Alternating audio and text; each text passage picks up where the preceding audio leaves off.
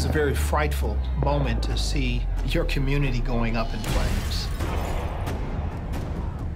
This neighborhood, Sherman Park, literally became a community under siege. It was like walking into the aftermath of a war zone. Saturday, August 13th, an African-American police officer shot and killed a 20-something African-American male. My big brother, Seville Smith, was killed August 13th, 2016. There was a crowd of youth and young adults that gathered in anger, in frustration, in hopelessness. The community was basically fed up. They decided to start with the gas station, to burn it down. Throughout that night, it just kept escalating, and eventually it erupted. I felt that I was this small and the problem was this big, and I felt a sense of hopelessness. The riot occurred on Saturday, August 13th, 2016. On August 11th and August 12th, 2016, I attended my very first Global Leadership Summit at Elmbrook Church in Brookfield, Wisconsin. I had my scholarship to go, and one of the greatest lessons I learned from the summit was that obedience could not wait. I could not wait for the right time. I could not wait for the heat to die down. I need to lead, follow, or get out of the way. That Sunday morning, I've got a few hours to mobilize our congregation so that we can be engaged in this situation. I began communicating to our leadership and using as many media means as I could. Park Lawn, we're having service tomorrow. We're going to walk to the riot area and we're going to clean it up. He gathered faith leaders. He gathered people who lived in the neighborhood to start picking up the debris. He called for an end to the violence. And that's just an initial aftermath.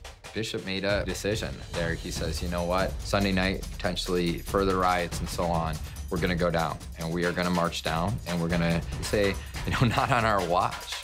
You know, is this gonna happen? I know that there was fear.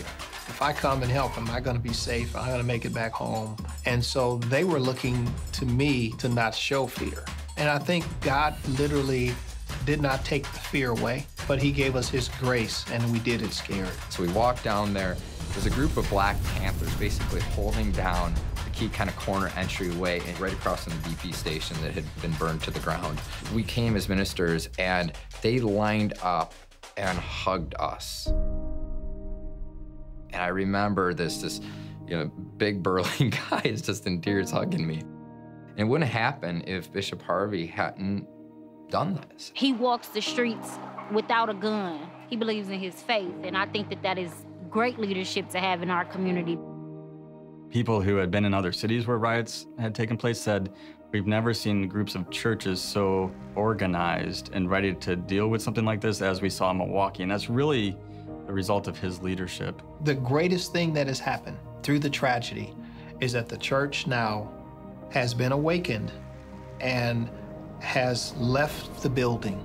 We're not the church because we come to church. We are the church as we go. Mind you, this is not anything that we signed up for, that we were trained to do, but we're bringing about the change that we want to see.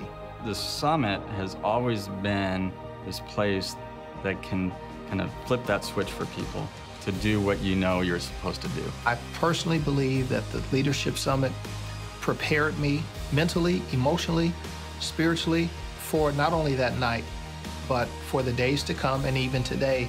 As I raise my level of leadership, the church's level of leadership will rise.